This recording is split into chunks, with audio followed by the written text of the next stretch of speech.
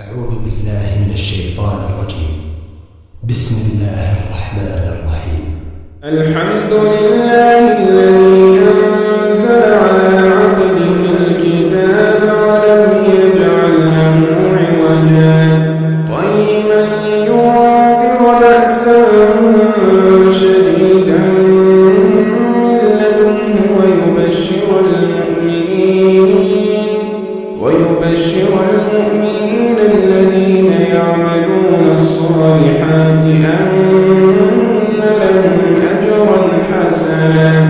ماكثين فيه أبدا وينذر الذين قالوا اتخذ الله ولدا ما لهم به من علم ولا لآبائهم كبرت كلمة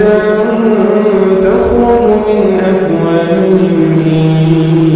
يقولون إلا كذبا فلعلك باخع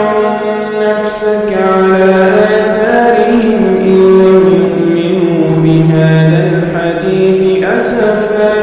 إنا جعلنا ما على الأرض زينة لها لنبلوهم أيهم أحسن عملا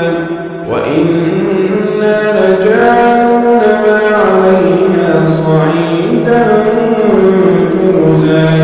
أم حسبت أن أصحاب الكهف والرقيم كانوا من آياتنا عجبا